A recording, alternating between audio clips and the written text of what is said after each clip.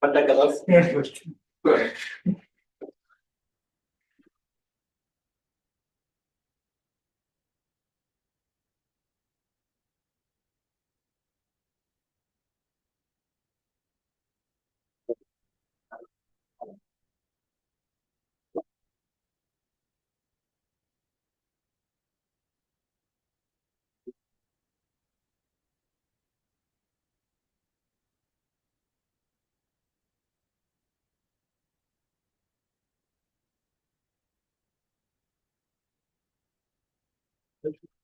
Sí, perfecto. Para que lo vea. ¿Vamos? Depende de esto. Para 4. ¿Ya está? Sí. Ya. Buenas tardes a todos, bienvenidos a una nueva sesión de Grado C. Hoy tengo el agrado de presentarles a un gran amigo, a Fabián Caro Pérez de la Universidad de Antofagasta, quien nos va a presentar hoy Higher Form Symmetries in Sectors of End Theory and Topological Properties of Membranes. Un aplauso para Fabián. Bueno, yo creo que esto me conoce, bueno, casi todos, de parte de la gastronomía. Lo que les voy a hablar hoy día es sobre un trabajo en la parte 1 de lo que se habló el miércoles pasado, pero es uno de los resultados de la tesis que tenemos actualmente, el cual viene, bueno, está en submisión aún, pero el paper lo pueden buscar, lo pueden encontrar ahí, en colaboración con mis directores de tesis, con la profesora María Pilar García Morales y el profesor Ana Restucha, de la Universidad de Antofagasta.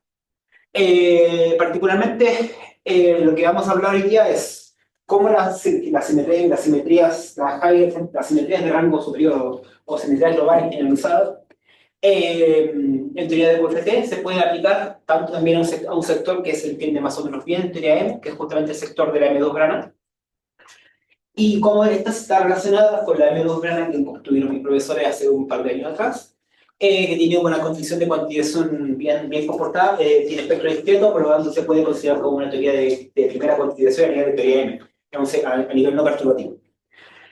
Vamos a hablar un poquito voy a hacer una review simplemente contextualizado de cuerdas, un poquito de teoría M y cómo introducir la M2 Vamos a hablar de la Higher Symmetry de la M2 particularmente un pequeño review de qué son estas Higher Symmetries. Vamos a hablar después únicamente con respecto a hay una anomalía que ocurre en la membrana, en la M2 en la presencia de estas cargas, y cómo restauramos, eliminamos esa anomalía, la necesidad de definir una categoría de algoritmos para poder eliminar esta anomalía, y particularmente vamos a estar interesados en el sector compactificado de M9 Cluster 9, o Cluster 2, perdón, debido a que particularmente esa es la membrana en la cual tiene espectro discreto al menos nivel completamente supersimétrico. ¿Okay? Lo que estamos haciendo acá es completamente bosónico y la excepción supersimétrica es relativamente directa, está en progreso. ¿Vale? Y como esto define un tipo de fibración generalizado que se llama un 1DR. Vamos a hablar también con respecto al álgebra de generadores de simetría y cómo aparece un Wilson surface definido sobre el volumen de mundo. Y por supuesto la referencia al final. ¿Vale? Vamos a ir un poquito más rápido en esta parte. En este trabajo, como les comenté, se van a presentar las Higher Symmetries de la membrana, que son justamente de rango 1 y de rango 0, donde el 1 va asociado al sector de enrollamiento no triviales de la membrana, y el 0 va asociado al sector de monopolo de la membrana, que tiene una relación bastante importante con respecto a una condición de fibrilación sobre el volumen del mundo. ¿Vale? Esta se va a mostrar también de que justamente esta HSPC1, que son iniciales de Higher Form Symmetry, simplemente para resumirlo, sufren una anomalía de tipo TUF para el sector magnético, y para eliminar este tipo de propiedades se introducen campos de background que tienen que estar definidos sobre un elemento de la clase de gorditos de la teoría, lo cual en el sector compactificado me induce a una fibrilación, como le había comentado. ¿Vale? Un poquito, más o menos rapidito, teoría cuerda es una teoría de gran unificación, una teoría, podemos decir, de gravedad cuántica, la cual no es una única teoría, son 5 teorías de cuerdas, en las cuales los sujetos dinámicos no son cargas puntuales, sino son elementos que generan una superficie de mundo, que son las Wolfschild definiendo Particularmente también están interesados en que para tener un principio de acciones bien definido necesitamos definir condiciones de borde, lo cual me induce la presencia de las redes raras para los 5 tipos de teoría de cuerdas. Para las tipo 2, las tipo 2, la tipo 1 y las dos ambas heterógenas. ¿Ok? Particularmente, no estamos esto simplemente contextualizado, para contextualizar. Después llegó Witten, en el 95, postuló un paper donde dijo de que las 5 teorías de cuerda realmente son la versión perturbativa de un objeto, de una teoría que está en 11 dimensiones, la cual se denominó teoría M. Bueno, particularmente el nombre teoría M aparece en el segundo paper con Rabat, porque en el primer paper donde Witten postula teoría M no le puso ningún nombre. Dijo el Astronomical Coupling Limit de teoría de cuerdas. Particularmente, esta teoría es interesante porque de la misma forma que teoría de cuerdas tiene cuerdas como objeto dinámico, cuerda cerrada abierta, y que depende de ramas, teoría M únicamente tiene ramas, tiene objetos extendidos de dimensión de P dimensiones. Esas P dimensiones son justamente 0, 2, 5, y hasta la fecha está objeturado otra rana, que es justamente la M9 rana, que la postuló Chris Hull al principio del año 2000. Donde se conjeturó de forma completa. No hay mucho trabajo en ellas debido a la complejidad, porque obviamente no es muy amigable el nivel de cálculo para el M9, pero hay resultados parciales de otros grupos. ¿Okay? Una cosa importante que después al final vamos a hablar es que la supergravedad maximal en 11 dimensiones nosotros la tenemos completamente relacionada con la M2 grana debido a que la M2 grana es fuente de supergravedad en 11 dimensiones con una supercarga, y particularmente nosotros lo que tenemos resultados parciales que son la extensión de este paper que estoy presentando hoy día, en los cuales dice que la high force symmetry de la supergravedad coinciden con la high force symmetry en el límite de baja energía de la M2 grana, pero con hueso mismo. Pero aquí no lo vamos a mezclar. Bueno, vamos a hablar un poquito de la teoría, del modelo, del objeto del juguete que vamos a considerar, que es justamente el frame de Polakov. Vamos a hablar el Polakov en 3 dimensiones para la membrana. Esto es la versión más primitiva de una membrana, de una membrana en 6 dimensiones, donde los X son mapas de embedding de la teoría y el término constante al final es el constante término cosmológico, debido a que cuerdas el P es 1, no hay término cosmológico, pero acá hay P es 2. Aquí sí hay un término cosmológico que aparece con un medio, pero no lo vamos a considerar debido a que vamos a trabajar solamente con las variaciones de la acción. ¿Okay? Y una cosa particular es que bueno, los índices muy nu van de 0 a 10, que es justamente los índices del espacio ambiente, y el índice IJ son los espacios de Wolverine. Gamma es justamente la métrica inducida sobre el volumen de mundo, y índice IJ, como les comenté, para en el volumen de mundo. Una cosa particular es que vamos a considerar la teoría off-shell, ¿vale? Una condición particular para permitirnos interpretar la acción 1 como una sigma model no lineal, como una sigma model en 3 dimensiones.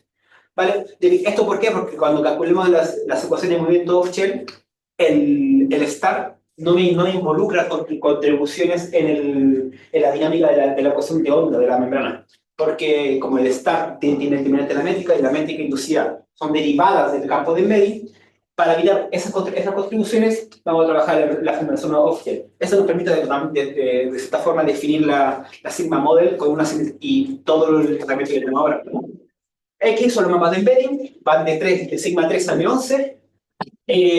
Una cosa particular que vamos a solicitar de M11 es que es un grupo fundamental seno-trivial, o sea, el Q1 de M11 no seno-trivial, y vamos a analizar las high uniform symmetry, las simetrías globales generalizadas asociadas a un subset de las relaciones del grupo Poincare, ¿vale? Del X. Oye, mejor, cuando te entendió bien, ¿qué cosa dijiste que iba a ser más trivial? El Pi1 de M11, el grupo el primer grupo fundamental. ¿Por qué? Porque lo que pasa es que después tenemos que requerir que no hayan ciclos. Más que asas, es una forma de interpretar también de decirte que hay ciclos no triviales. Puede haber genus, o puede que no haya genus, pero hay bordes. Puede ser compacta con borde, pero bordes localizados. Hay una variedad de propiedades que uno puede relajar con simplemente pidiendo que el pi 1 sea trivial. ¿Y por qué nos pedimos eso? Porque aparece una identidad, aparece una de las cosas de movimiento, tenemos una identidad tipo Bianchi, en la cual nos solicita que el pi 1 sea no trivial, sino es cero. Entonces todo trivial. Simplemente para que no hayan cosas no triviales, realmente. Para que permita definir las cosas que tenemos. ¿El sigma 3 también o el...? El sigma 3, aquí hasta la fecha no pido nada, pero después más adelante vamos a pedir que sea un toro con un círculo. Simplemente, hasta la fecha le podemos pedir todo lo que sea necesario, únicamente pedimos que el sigma 3 no tenga borde. Que el borde de sigma 3 sea cero. ¿Vale? Quizá el tema de los círculos viene por argumentos de compatibilización. Correcto. De hecho, particularmente después el sigma 3 va a ser un toro con un círculo, porque vamos a alinear el toro con el toro de la compactificación de la base. El toro de la base lo vamos a alinear únicamente con el toro de sigma 3. Es una condición, es una estructura un poco simple, pero que induce una cantidad de propiedades bastante... De hecho, es el motivo por el cual la teoría tiene espectro discreto en la versión de supermembrana con carga central. Vale, ahora cambiamos un poco de tema. Vamos a introducir, de cierto modo, lo que son las Higher Symmetries a la teoría anterior, aplicarle toda esta tecnología. En los recientes años, en el 2015, salió un paper de Gallego, Caston, Xavier y Willett, en los cuales dicen que hay una forma de generalizar la noción de simetría, únicamente como operadores de simetría actúan en objetos cargados de codimensión P, no únicamente de codimensión 1.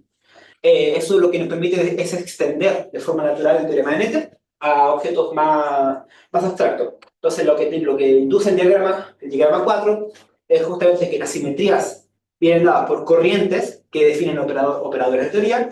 Ahora, para el caso superior, tengo operadores que actúan sobre objetos cargados. Esos objetos cargados tienen que estar cargados con respecto a la simetría global que estamos analizando. Particularmente, en nuestro caso, es el shift constante en el shift constante en el mapa de Venn. ¿Vale? Y bueno, cada uno, este diagrama viene aquí itemizado por los ITCI para la iésima global simetría de la teoría, que vienen categorizados por el grupo G. Una cosa importante es que si P es 0,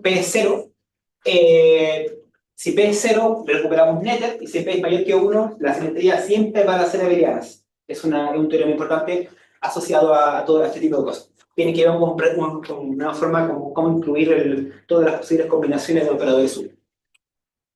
¿Y cuáles operadores sub? Bueno, los operadores sub técnicamente vienen dados como sigue, que son particularmente herederos de la representación adjunta del grupo G, que viene dados porque es el exponencial de I veces la carga, I veces alfa veces la carga. Y la carga se construye a la Noether, es integral de la corriente, técnicamente. ¿Ok?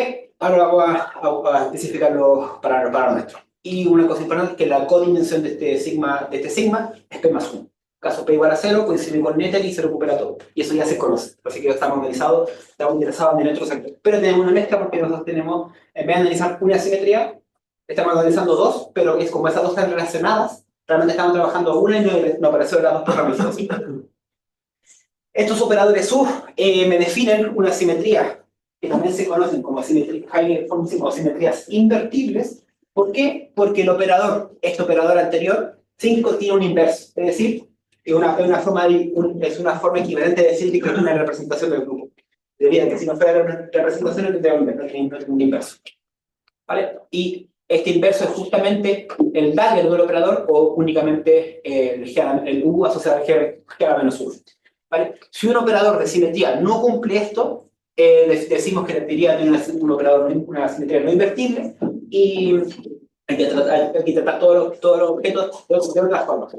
Y particularmente cuando es no invertibles las denotamos como white hat del HFS y generan una simetría categórica, no una simetría a nivel de límite. Pero aquí hasta la fecha no lo vamos a considerar, simplemente por contexto. ¿Vale? Estos operadores sub tienen que ser tanto invariantes de gauge, o sea, tienen que ser invariantes ante la simetría global que estamos analizando, y particularmente tienen que ser invariantes antes de formaciones homológicas del operador de simetría. ¿Qué quiere decir eso? Que si tengo un morfismo de deformación, si muevo con ese morfismo de un elemento a otro, el operador sigue siendo lo mismo, ¿vale? ¿Qué quiere decir? De que si yo considero la subparidad, la deformo suavemente preservando genus, estos dos elementos siguen perteneciendo al algoritmo, ¿vale? En la clase de algoritmo. Y viene, bueno, viene categorizado de esta forma y cuando es invertible y completa dos propiedades y todo bien, ¿vale? Y ahora lo que vamos a hacer es aplicar esta tecnología a la membrana, técnica puramente tal. El último término, si no se me acuerdo, era la constante, ¿ok? Es el término cosmológico, pero que aquí no importa realmente, ¿vale? No constituye dinámico con respecto al campo X, debido a que acá únicamente estamos en la configuración off-chip, por ende, este último término ante variaciones desaparece. Las ecuaciones de movimiento vienen dadas por la ecuación 10 y la ecuación 11. Y ustedes estarían diciendo que la ecuación 11 obviamente es una identidad de Bianchi. Realmente, la segunda derivada exterior en el complejo de RAM siempre es cero. Sí, pero nos permite hacer la misma definición de por qué tenemos la segunda ecuación de Maxwell, que es df. Eso, df por carré siempre es cero. Acá lo mismo. Y acá como esto es completamente local. El término de control tecnológico, como estáis calculando cosas que tenéis que estar relacionadas con cargas topológicas, ¿lo debería ser aportar a esa carga? No, son cargas topológicas, pero no en el sentido como una carga coma, en ese sentido no. Se pierde completamente ese tipo de interpretación. De hecho, particularmente lo que tenemos acá es la interpretación de esas cargas se pueden considerar como es induce de que ¿cómo decirlo? La interpretación de una de las cargas que tuvimos es justamente la condición de pegado entre abiertos de la teoría, y la otra, la de Weinberg, que es justamente el primer enrollamiento. Pero lo que jamás van a tocar este sector. ¿Vale? Técnicamente es un shift constante de reacción, entonces no le aporta nada. Cuando calculan las corrientes... Exacto, las corrientes, lo que pasa es que en el sentido de Nether, las corrientes uno identifica como elementos que están al borde. Acá lo que interpretamos como corriente son las ecuaciones de movimiento. Las ecuaciones de movimiento las interpretamos como líneas de conservación. Y esa es la diferencia. No es que no construimos la corriente en el borde y este término aportaría, porque sería el borde. Es simplemente un shift, un numerito que se suma a la acción. A este nivel, al menos para esta teoría. ¿Vale? Y si nos damos cuenta, estas ecuaciones de movimiento son invariantes, obviamente, ante las clases de equivalencia del campo del X, que es el shift constante. ¿Okay? ¿Y por qué la escribo de esta forma? Porque me sale más natural definir las simetrías como elementos de las clases de equivalencia que en vez como una simetría, simplemente para unificar el lenguaje con respecto al análisis cosmológico repetido. Está bien, para entender cómo lo aplicaste lo que antes, en este caso, ¿cuál es D y P? ¿Qué números son D y P? Aquí, ¿cuál es ya? D, aquí es el 3. La dimensión de la base, Porque tenía sigma D. me pasa que hay abuso de notación. Hay abuso de notación. El anterior, de D-P-1, este no es el mismo que el sigma 3. No, sí, este es la subparidad de codimensión P+1 y este es la base. La que vamos a considerar ahora. Ahora voy a escribir la notación nueva para el equivalente a estos. O sea, D es 3. D es 3 y el P está asociado justamente a lo que tenemos aquí, a la dimensión de forma de la corriente. Ya, eso va a cambiar entonces. Eso va cambiando. Muchas gracias por se intuye una buena notación. Vale. Ok.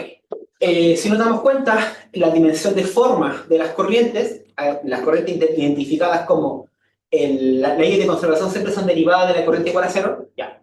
Lo que no es derivada es la corriente. Y vienen dadas por esta forma, donde la corriente magnética es de dimensión 1 en nivel de forma con respecto a sigma 3, y la dimensión de forma con respecto a sigma 3 de la de winding es 2. ¿Okay? Eso se ve directamente con respecto al star. ¿Vale? Aquí los tengo al revés. Acá hay eso los tengo al revés. Pero como son Hodge duales, no hay problema. De hecho, como todo el pido, o como se hace el cuadrado de Hodge dentro de la 1. Una cosa importante ahora es que debido a que ahora tenemos las corrientes, puedo construir las cargas. Las cargas son justamente el integral de la corriente y puedo construir mis operadores de simetría 1. Estos operadores 13 lo que me construyen son los generadores de simetría de la teoría, los HFS 1,0 respectivamente. 0,1, perdón, 0,1. N y Q son elementos del grupo de este grupo de homología, que son la subvariedad de codimensión P más 1, pero para el caso de P0 y para el caso de P igual a 1. Y alfa y beta son los parámetros asociados al sector magnético y de Wien respectivamente. El grupo de simetría que se obtiene al analizar estos operadores sub es justamente el que viene dado por 14. Una cosa importante es que el sector de winding me constituye dos direcciones de uno. Me constituye dos U1 en vez de uno solo. Por ende es un grupo de dimensión 2, pero hay un 2 saturado. Tengo dos U1s pegados hacia la misma simetría. ¿Vale? Y el superíndice arriba del 1,0 está asociado al HFS 1 y 0 respectivamente. Lo tengo al revés por limpieza de la ecuación. ¿Vale? Tomando agüita.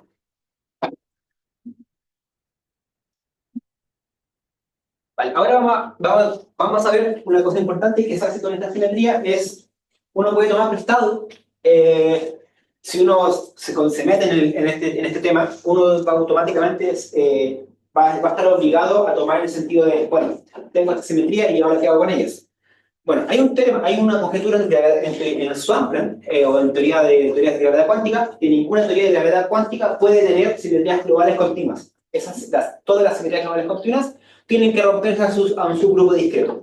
¿Vale? No me pregunten por qué, pero es una conjetura de gravedad cuántica. Yo solo tomo prestado su argumento y digo, bueno, ¿cómo rompemos? Gaugemos la simetría.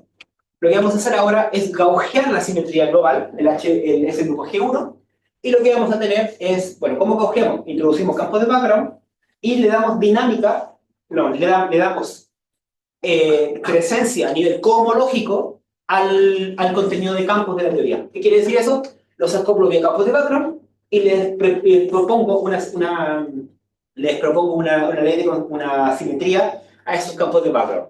Con la condición particular, la siguiente, con la condición particular que la fibración asociada al X y al B sin tilde, al B solito, tienen que estar relacionadas, ¿vale? Esa es una condición extra particular. ¿Por qué? Porque lo que defino acá arriba, este dx menos b, uno lo puede definir como una derivada covariante sobre el volumen del mundo. Y como es derivada covariante, tiene que ser invariante Gauge, y bueno, me genera toda la estructura de una derivada covariante. Sí, solo sí, se cumple que las clases de equivalencia coinciden al menos a nivel local. ¿Vale? ¿Cómo puedo ver esto? Bueno, pueden ir a la estabilización de Gervais o a la estabilización o stable bundles, que técnicamente puedo tener dos grados distintos, pero los obligo a que sean iguales ya la tensorización para que sus clases de equivalencia sean las mismas. ¿Vale? Que es justamente lo que se tiene en las dos primeras. Y la tercera, debido a que es libre, hay un shift un shift local por un lambda 1 que, bueno, es un parámetro de transformación del H1.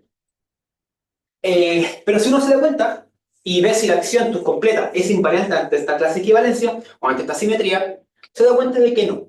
Hay un término anómalo que no dice no invariante. Bueno, y que uno diría, bueno, veamos cómo eliminarla. La forma de eliminarla, uno de los tantos métodos es introduciendo un contratérmino, y en contratérminos en los campos de background, y si uno hace lo siguiente y sube el contratérmino a la acción y ahora varía la acción nuevamente, no desaparece. Y particularmente una cosa interesante es que acá lo que tengo es el sector del sector B con respecto al parámetro del sector B tilde, y cuando sumo el contratérmino se me intercambia el B tilde con el sector del B sin tilde. ¿Qué quiere decir eso? Que hay una anomalía de Tuff que me imposibilita gaugear las simetrías simultáneamente, porque tanto el contratérmino me intercambia anomalía magnética, anomalía winding momentum, monopolo momentum, o sea, monopolo winding. ¿Vale? Por ende, no hay forma en nivel de Born de eliminar esta anomalía. Es un problema. Hay una anomalía, no puedo hacer nada con esto. Ahora, tenemos que construir algo para eliminar esta anomalía. ¿Y cuál es el mecanismo que utilizamos? O el que técnicamente más funciona mejor, es definir una teoría en el bordismo, en la categoría de bordismo. ¿Qué son los bordismos? Hasta este nivel, son todas las, podemos interpretarlas, también las pueden conocer como cobordismos, porque a nivel de, a la altura que tenemos actualmente, el cobordismo y el cobordismo son equivalentes. ¿Qué quiere decir esto? Son clases de equivalencia de superficies de Riemann, o de variedades de Riemann, tal que uno puede definir una teoría en una variedad auxiliar, que puede tomar prestado el contenido de campo, de una forma particular, para que, al sumar a la acción, me elimine ciertas propiedades que yo quiero eliminar, o anomalías o otro tipo de cosas. ¿Y cómo se llaman estas teorías? Bueno, particularmente lo que vamos a llamarlas son las teorías cuánticas topológicas, TQFT. ¿Qué quiere decir eso? Que son teorías que no dependen de la métrica y no generan grado de libertad física. Simplemente son multiplicadores de Lagrange, por decirlo de algún modo. ¿Vale? Y particularmente lo que tenemos es que la única acción tomológica que nos puede ayudar a eliminar la anomalía de Tuff es justamente una acción tipo BF con esta elección de coeficiente, menos la tensión de la membrana. Y viene dado con este término BF. Si uno incluye esta acción 18, la suma de la acción anterior, tiene el contratérmino, con el contratérmino da igual, porque como el contratérmino lo que hace es intercambiarme una anomalía con la otra, si lo sumo o no, no importa, así que no lo voy a considerar. Y si yo sumo esta acción y ahora evalúo con respecto a las clases de equivalencia, no coloqué salida, pero si yo ahora varío esto con respecto a las clases de equivalencia anteriores, esto me hace. ¿Qué quiere decir? Que es invariante ante las clases de equivalencia que les comenté anteriormente. Y particularmente, si nos dieron cuenta, aquí en la extensión del grupo de cohomología, lo que hago es que acá tengo un grupo G, tengo un grupo G que no está fijado, bueno, por meritocracia del cálculo, me obliga a que el G sea un entero. ¿Vale? Y es una condición particular debido a que estoy imponiendo que sea teoría cuántica topológica, además como FTF, pido que sean cuantizados, que sean cuantizados, eso me quiere decir de que hay un teorema de Bayes definido sobre esto P, de tal forma de que su flujo está cuantizado. ¿Vale? Particularmente lo elijo enteros. Ahora las ecuaciones, digamos, que antes de que introdujieras la vuelta, que apareció la anomalía, o sea que ya estaba cuantizada, pero ¿cómo cuantizaste esa teoría anterior? A través del número Wine, ¿no? Sí, lo que pasa es que es como una condición un poco cíclica, porque como que no lo impongo al principio, pero para que el cálculo vaya avanzando, tengo que solicitar al del principio de nuevo, porque si no, particularmente puedo saltarme todo un cálculo con el B arbitrario y puedo partir con el B cuantizado automáticamente. Que tengo una condición, ¿por qué? Porque me permite que todas las cosas calcen de cierto modo, pero no hay ninguna pérdida de generalidad, realmente porque yo puedo ir de los grupos de cohomología evaluados en un cuerpo o en otro, porque hay un teorema que me puede relacionar uno con otro. Puedo ir de aquí, de Z a los reales, pagando un precio, pero ese precio generalmente lo puedo emitir como una otra. Para mí, puedo quedarme con un objeto. Es como decir, hay torsión, pero no puedo no considerar la torsión. Es algo equivalente. Este teorema particularmente se llama teorema fundamental del teorema del coeficiente universal, que es relacionado con homologías. Está bien, pero entonces no estás cuantizando la membrana, así como cuando se cuantiza... No, aquí no estoy cuantizando la membrana, estoy cuantizando los campos de background que me ayudan a que la membrana no tenga anomalía. Eso es lo que yo estoy solicitando.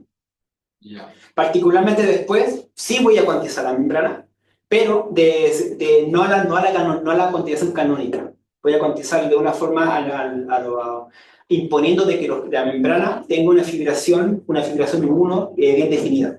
Y para poner eso, lo que defino es que el flujo asociado a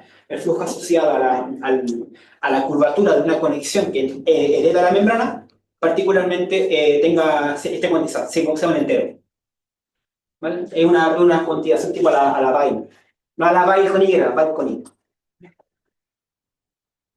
Vale. A ver, una cosa importante es que si ahora esta ecuación de momento yo la varío para encontrar las ecuaciones de movimiento, me doy cuenta de que el winding sigue invariante, pero la ecuación de movimiento asociada al monópolo queda perturbado por el campo de embedding, por el campo de background B. ¿Vale? Que es una cosa importante. ¿Por qué? Porque me está diciendo de que debido a que el J está relacionado con el J monopolo, está relacionado con bueno, con la carga monopolar de la teoría. La carga monopolar técnicamente se construye como por ejemplo, en la esfera S2, cuando uno hace el fibrado de la esfera, con uno obtiene la carga de Dirac asociada al monopolo. Acá es lo mismo, entonces por lo tanto técnicamente lo que estoy diciendo acá es que el P tiene que estar cuantizado cuando yo cuantizo la corriente. Entonces puedo solicitarlo desde antes porque como un campo auxiliar no me aporta dinámica. Y una condición importante asociada a lo que tenemos acá es que por el teorema de Weyl, los H3, estos H anteriores, ya puedo relajar la condición de que sean solamente en sigma 3 y puedo construirlos en D, en la clase de Bordini. ¿Por qué? Porque para relacionar una cohomología con otra, y en diferente base, es simplemente con un morfismo que se llama un morfismo de borde, porque el borde de D es sigma 3. El sigma 3 no tiene borde, pero sí es el borde de D, y D es un elemento del Bordini. ¿Vale? Este argumento final, bueno, esta parte la vamos a sacar medio rápido, el argumento del cálculo es vía transgresión, que viene relacionado con el cálculo cohomológico del elemento de bordismo, donde únicamente tenemos que el coborde del delta actúa libremente en el complejo cadena. Esto es un detalle que puedo saltar técnicamente. Vale, ahora vamos al caso interesante. Todo lo demás es ya bonito, pero no se hace nada con ello. Vamos al caso interesante donde esto sí tiene más sentido. En el caso compactificado, vamos a considerar, en vez de M11, vamos a considerar un M9 plus T2, donde M9 es no compacto, y el T2, bueno, por supuesto es compacto. Y vamos a considerar los mapas de embedding en su descomposición de Hodge, asociado únicamente al sector compacto. El sector no compacto no me importa, porque lo único que estoy interesado en hacer es ver cómo estas Higher Symmetry se ven en caso de enrollamientos nucleares. La descomposición de Hodge de los campos de embedding, o sea, de los campos de background, viene dada por este sector, y particularmente aquí el índice R está asociado a únicamente el sector en T2, ¿vale? Tengo el campo de background en M9 plus T2, el caso del M9 no lo voy a considerar, entonces sin pérdida en general lo puedo hacer cero, y únicamente me voy a quedar con el sector compacto. En el sector compacto de los campos de background están detectados con el índice R, y cada uno de estos dos tiene su descomposición de Hodge asociado a cada sector de la exacta, armónica de la coexacta. ¿Vale? El operador de simetría aplicando esto en todo lo que tuvimos anteriormente viene dado por los dos ecuaciones de operadores de abajo. El tilde se refiere a los campos de embedding asociados a las direcciones del T2. Y únicamente vamos a considerar el shift con respecto a la simetría global en el sector únicamente T2. Si para el caso en el caso del M9 voy a considerar de que los epsilon siempre siguen siendo constantes y no me aporta nada. Estoy eliminando el sector en el M9, pero a nivel de acción sí está. Una cosa importante es que incluso bajo esta solicitud, el sector BF de la teoría me sigue aportando de la misma forma. Entonces la cancelación de la anomalía no se ve perturbada por la compactificación. Por ende, puedo irme en M9 plus T2 completo o solamente en T2, dejando de forma directa, en suma directa, el sector en M9. Esto no pasa si considero compactificación no como un producto cartesiano, sino como un producto semidirecto. Hay un semidirecto, hay una contribución mezcla, y ahí no se aporta más. Entonces hay que hacer otro tipo de tratamiento. La acción total, que es invariante ante la simetría global gaussiana en el sector de 2, viene dada por esta acción 25, donde el último término es la acción de Polyakov en el sector de M9. Pero como no estoy considerando en ese sector, la dejo de lado. La subo aditivamente únicamente. Donde el de X mayúsculo es la derivada covariante definida en el volumen de mundo asociada a la dirección T2. Aquí empezamos, hay una cosa particular interesante, es que si yo relajo debido a lo que antes había dicho, de que el campo B y el B tilde tienen que pertenecer a las cohomologías en el D, en la clase de bordismos, yo puedo solicitar que sea cerrado en sigma 3, pero cohomológico en H2 en D. ¿Y cómo puedo solicitar eso? Bueno, simplemente lo solicito porque como son campos auxiliares, que a nivel de paciente, lo sumo sobre ellos, no puedo elegir el que yo quiera. Aplico una acción a elección y me quedo sobre ese conjunto.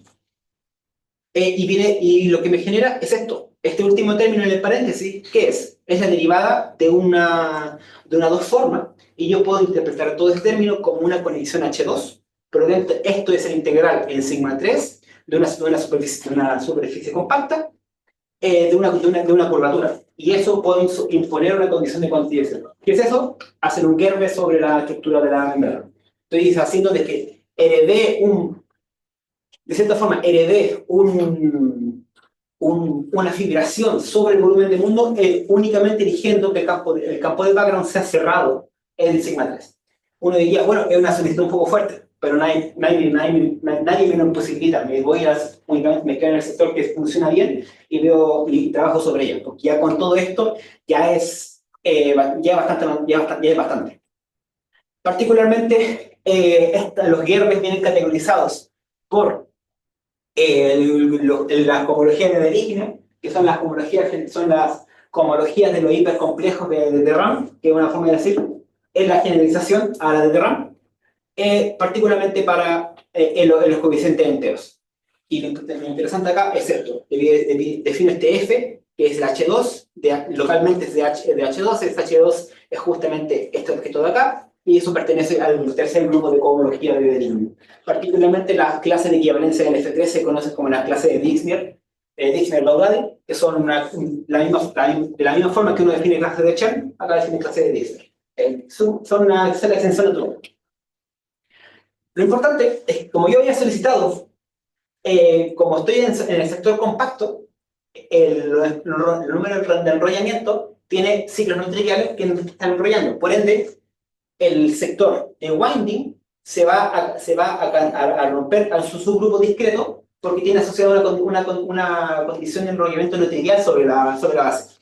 Pero la de monopolo, se habían dado cuenta que anteriormente en las corrientes, cuando está el campo de background, apareció un B, o sea, un B como aparte. Ya. Si yo decido que el B sea cuantizado, el D que tiene que estar cuantizado. Por ende, la condición de monopolo va a estar cuantizada y se me rompe del U1 a su subgrupo discreto. Donde el N y el M son las cargas asociadas a... No es que sea el módulo, ¿vale? Acá hay una abuso de notación. El N y el M son las cargas, es el número entero asociado a esa simetría. ¿Vale? Y uno podría ahora definir, bueno, tengo un álgebra, tengo todos estos objetos, ahora, ¿qué hago con estos? Bueno, la forma de calcular el álgebra de estos operadores de simetría es imponiendo una entidad de Watt asociado entre ellos, y yo calculo el álgebra entre los operadores, obtengo lo que es conmutativo módulo un factor donde va etiquetado con los parámetros de transformación y con un operador de link. Ese operador de link es un todo invariante topológico, que es como una versión generalizada de la delta Dirac, ¿vale? Que es la dual de Poincaré. Particularmente lo que tenemos, los objetos cargados de la teoría asociado a esta simetría, es lo que se conoce, es lo que acá nos definimos como este LK, que si uno va más adelante y lo hereda en el punto de vista del H2, se da cuenta de que es el Wilson surface definido sobre el volumen de mundo. No es un Wilson loop en el sentido de que considera una acción, una conexión y me mueva a través de ella. Es particularmente cómo se mueven los operadores de simetría en torno a los dos ciclos definidos en el volumen de mundo, ¿vale? Es cómo se mueve la misma geometría consigo mismo, ¿vale? Eso, pero como toman la forma justamente de la holonomía del Gerbe. La holonomía del Gerbe se define en Wilson surface de la misma forma que la holonomía de Uno Bundle define el Wilson o el Wilson line en general, ¿vale? Y el C2 es en la base de ciclos no triviales en dos direcciones del volumen de mundo. Particularmente, ¿cómo relaciono esto con la membrana carga central? Al menos en el sector bosónico, en el sector fermiónico, este trabajo se relaciona de esta forma. Si yo ahora considero inexacto el sigma 3 como esta factorización, particularmente el Gerbe se factoriza de la misma forma. Por ende, uno puede tener un F3 que se descompone en un F2 asociado al sigma 2 y un F1 asociado al S1. Pero si uno baja y hace el teorema de Bay, el F3 se factoriza de esta forma. Y H1 de S1 es entero. Por ende, esto únicamente me dice el H2 es un H2 tilde. y ese F2 tilde es justamente la condición de carga, de carga central de la membrana dada en un resultado de la anterior de microversos, el año atrás. Y este mapa se realiza únicamente porque cuando hago la compactificación, el Gerber se me separa en un 1 Gerber y en un 0 Gerber. El 1 Gerber me hereda este sector y el 0 Gerber se me queda para acá en el H1. Como trabajo, como cuestiones a futuro, aquí os voy a las conclusiones. Bueno, ¿qué pasa con el caso no invertible? ¿Qué pasa cuando yo acoplo un sector no invertible, que es justamente un sector de hueso mino? La teoría, bueno, ese trabajo está en progreso, que de hecho particularmente obtuvimos una condición, tenemos casi una condición de suficiencia, por decirlo de algún modo, pero esto ya está relativamente bastante encaminado. Y una segunda pregunta es, ¿qué pasa con la supergravedad? Con la supergravedad, unido al primer paper, se tiene ese diagrama conmutativo ya encontrado, que es en teoría M, en el límite de baja energía, en el caso compactificado, los guerres coinciden vía transgresión, ¿vale? Vía mapa de transgresión. La pregunta ahora es, bueno, ¿cómo analizamos el sector de bordismo? Bueno, esa pregunta ya está parcialmente respondida debido a la TQFT admite una descomposición en ese espacio. Como conclusiones, bueno, se mostró directamente que la membrana admite de simetrías generalizadas, particularmente de una de las simetrías generalizadas aparecieron dos simetrías, una asociada al sector de Winding y una asociada al sector de monópolo.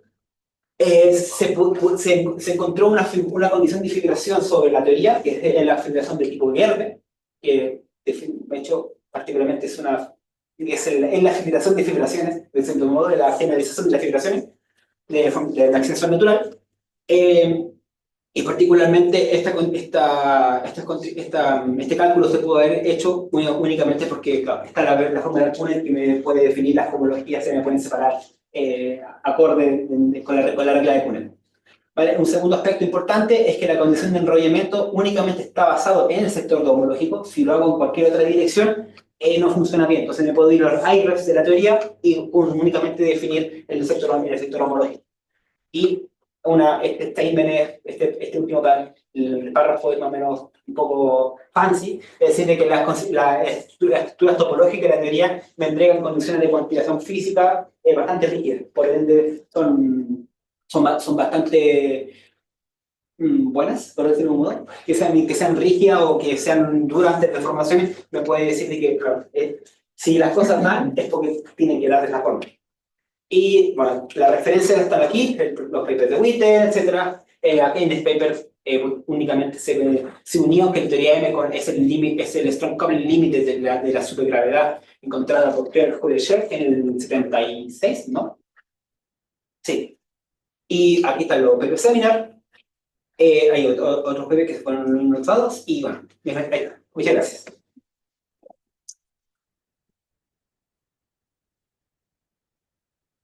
Tenemos tiempo para preguntas.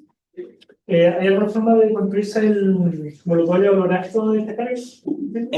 No, particularmente a nivel de 11 dimensiones no hay forma, porque de hecho teoría M no es dual en 11 dimensiones a ninguna teoría, si compactificáis a 7 dimensiones, sí lo es, solamente a super CFT con n igual a 2. Super CFT. Sí.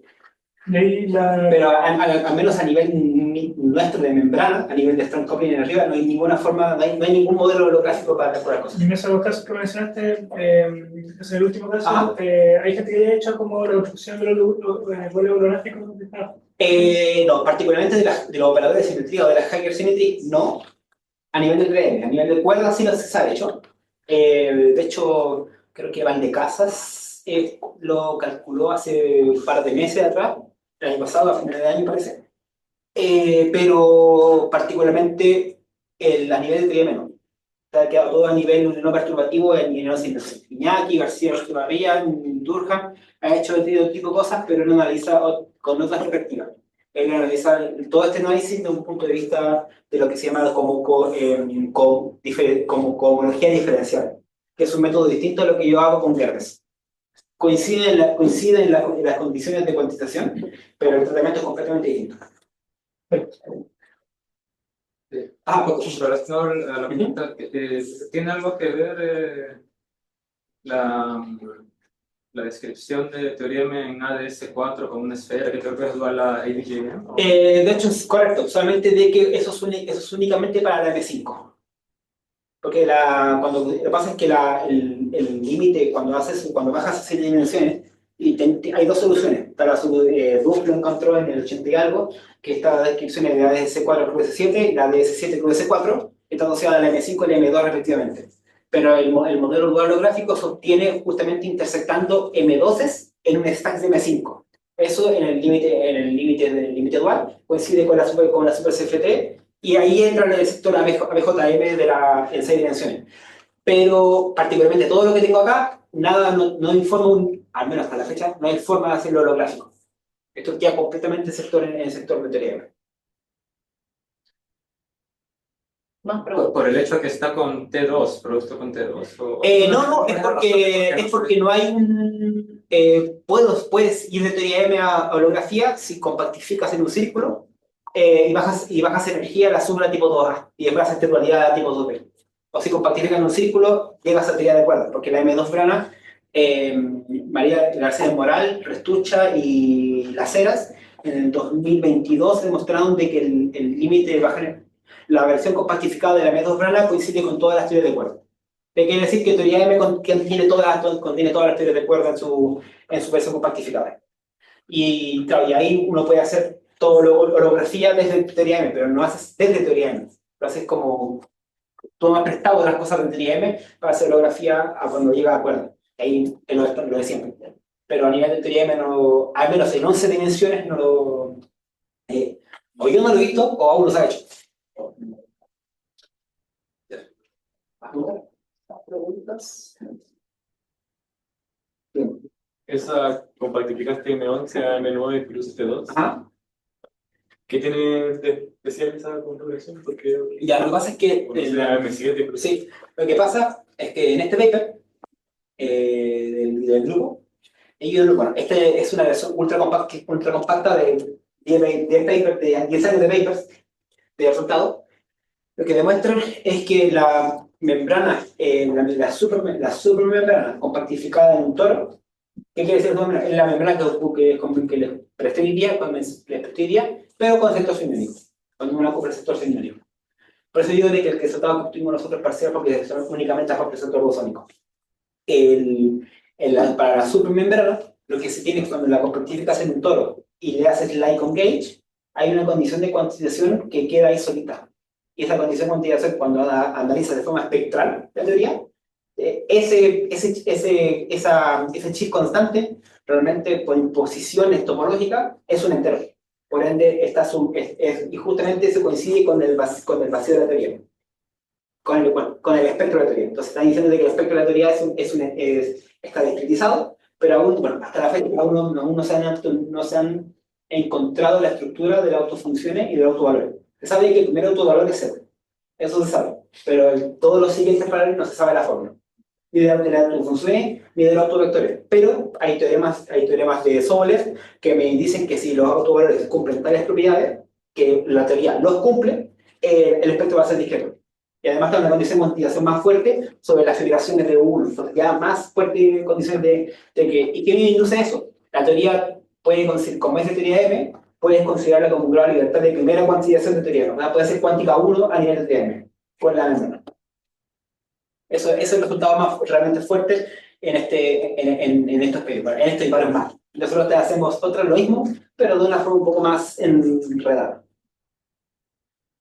Y esa consideración fermiónica que no la han hecho, ¿qué esperarían como anomalía? De hecho, no, porque hay parte de los cálculos ya hechos, pero no es tan extraño. Lo que pasa es que el espectro de la membrana bosónica tiene buen comportamiento, pero claro, no es todo completo. Necesita sincronizar el sector fermiónico.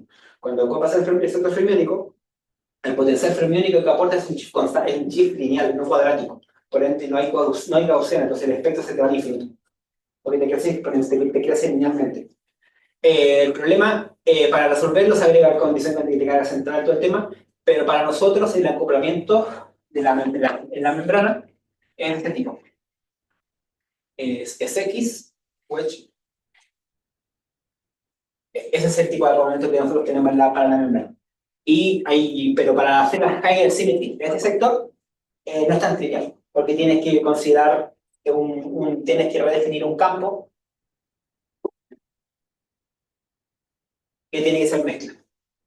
No puedes definir un campo bosónico y fermiónico por separado, tienes que definir un campo, como un multiplete, que tiene tanto bosónico como fermiónico a la par, y que interactúan de una forma. Y uno puede imponerle condiciones para que cuando descomponga esto, recupere lo anterior.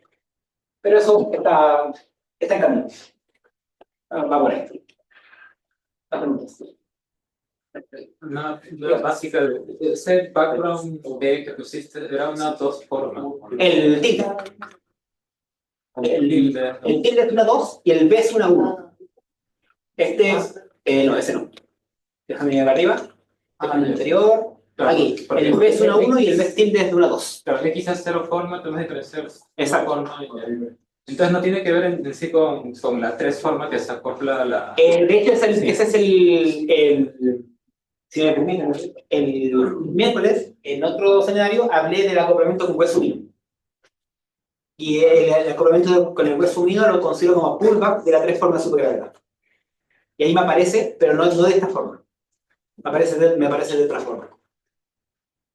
Lo que O sea, es el pullback de la tres forma. Estos B no. ¿Cómo está relacionado? Esto lo que pasa es que yo considero, cuando acoplo con la tres formas, considero esto, o sí, con menos.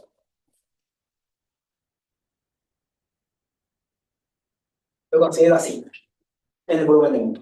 Así lo considero el volumen. Entonces yo hago esto mismo con esto, pero particularmente aquí, en todo este trabajo de acoplar campos de Bachelor, eliminar la anomalía de Tuff, no lo hago de esta forma porque cuando acoplo hueso mino, la teoría se vuelve no invertible. Y tengo que definir defectos de la teoría. En vez de operadores de simetría, tengo que definir defectos. Y esos defectos me inducen una simetría categórica, no una simetría a nivel grupo. Entonces el tratamiento es completamente distinto.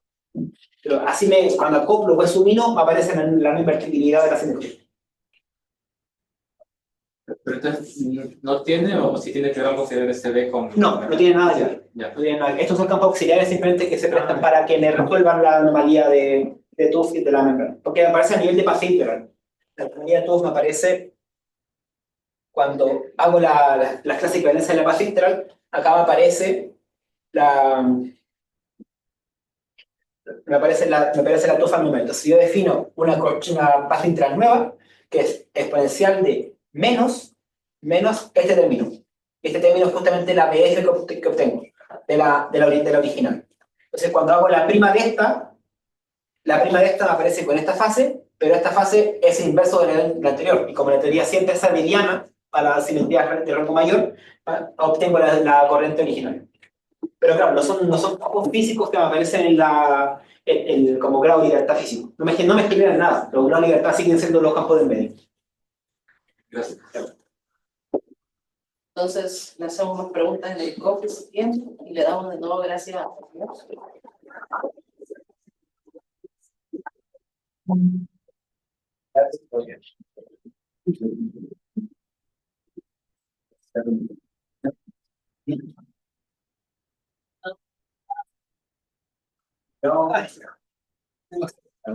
Oye, déjame echar. Sí,